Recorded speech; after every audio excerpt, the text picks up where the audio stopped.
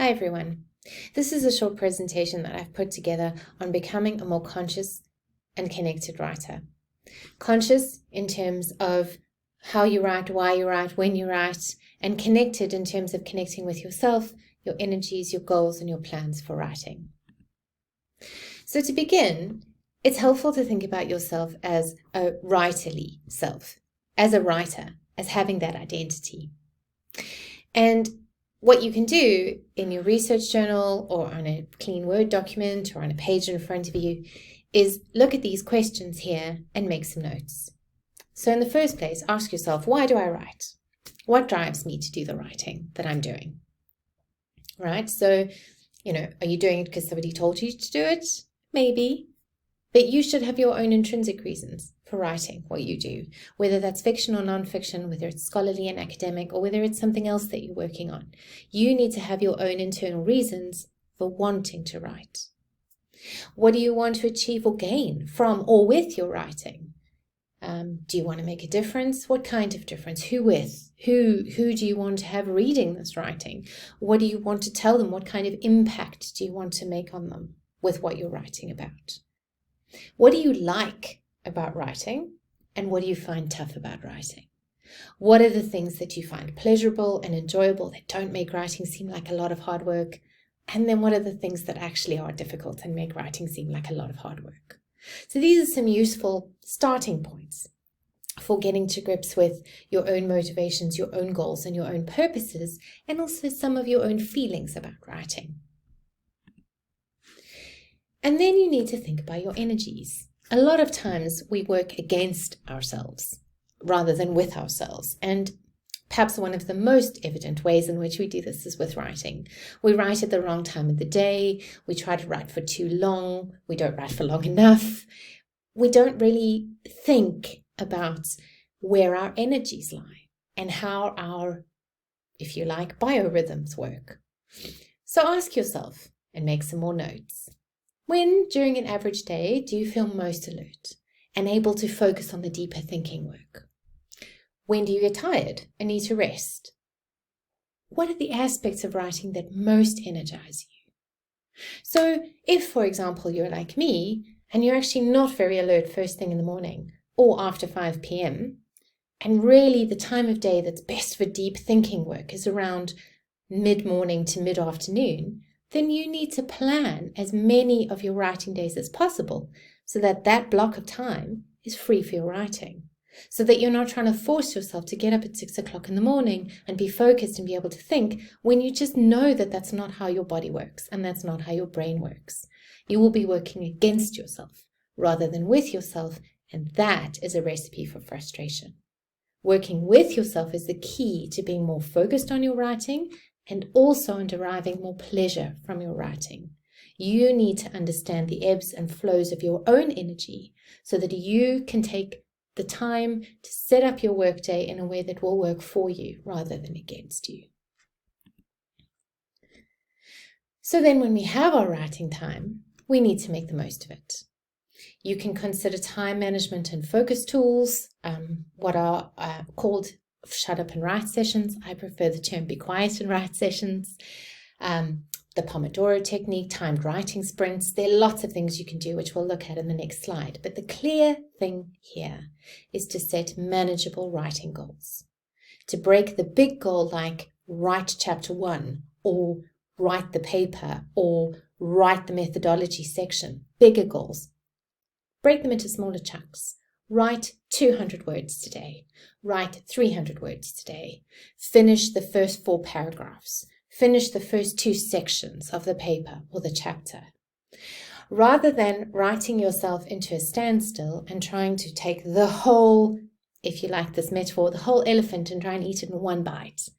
That's not going to be possible, and you're going to feel really tired and deflated and frustrated, and you may even end up paralyzing yourself from making further progress. A lot of the literature and the research on this says you should always write just a small amount so that you're keen to come back the next day and pick it up and carry on going. Writing yourself into a standstill every time you write means longer gaps between your writing days because you'll need more time to rest and recover. So to make the most of your writing time, you not only need clear and manageable goals, you also need to have these clear and manageable goals, these smaller chunks to eat, so that you can actually eat the whole elephant in the end. Poor elephant. So what I'm really trying to say here is that writing time is not found, it is made. It is an active, conscious choice that you make to set aside time to write and protect that time, both from other people and from yourself.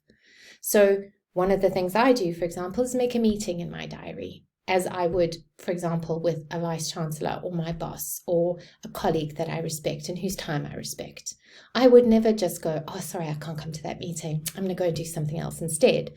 I will make time for that meeting because I respect that person's time that they're giving me. Now, you need to offer the same respect to yourself. You need to value your time as much as you value the time you give to other people. And you need to really be able to say, I can't make a meeting at that time. I have something else on. Can we do it elsewhere in the week? And then protect that time and use that time. Sit down and write. Don't do email. Don't do other people's tasks. Don't do your own other tasks. Do your writing. The more you do this, the more you will respect and value that time, and also potentially model for your peers and colleagues how much you respect your own time for your own thinking and writing and research work. So all of this is very well and good, but it's quite hard to do it if you're all by yourself. It's quite hard to do it if you don't have people around you cheering you on, supporting you, sharing your writing milestones with you, sharing your triumphs and challenges with you. They don't necessarily have to be people who are writing with you, as in co-authors or even supervisors, but it really does help if you have buddies. People who will remind you to protect your writing time, people who will cheer you on when you hit a goal, people who will commiserate with you when you've just had a couple of bad days and writing is the last thing you want to do. So you could consider, for example, joining a writing group. As the world is starting to slowly open up again, as more of us are becoming vaccinated against COVID, we are able potentially to join one another in small groups face-to-face. But if you're not comfortable with that yet, or that's not possible for you, consider joining a virtual writing group. There are several writing groups, for example, on Twitter. I, for example, am part of 2 or 3 writing groups that are WhatsApp-based, and we send around weekly writing goals, and we cheer each other on and we check in with each other. We sometimes even do Be Quiet and Write sessions on Facebook or on Zoom, where we literally sit on Zoom together for an hour or so, cameras on, mics off, writing. And it really does help to have other people there with you. There are online tools, for example, FocusMate. You can get a few free sessions a week without having to pay any money. That means you just sit with a writing buddy for about 45 minutes. You work on your stuff, they work on their stuff. Other kinds of Be Quiet and Write focused sessions that you can do, for example, in a room in the library where you can be socially distanced, online where you can really be socially distanced. The point is to find people to come on this writing journey with you, people to support you, people to just be there so that you're not all by yourself. And then also find a couple of critical friends who can read your work and offer you honest and constructive feedback. And then offer this help to those friends in return. The point really about becoming a more conscious and connected writer is developing this meta-level understanding, not just of the actual intellectual project that you're engaged in, but of who you are as a writer, what drives you, what motivates you, what works against you, so that you can mitigate the things that work against you and maximize the things that work for you. And therefore not only move forward in your writing productively, but also enjoy that process more and use that process to be about your own personal development as a researcher and not only your own professional development. So I hope this resource has been useful to you, and I wish you all the best with your own writing.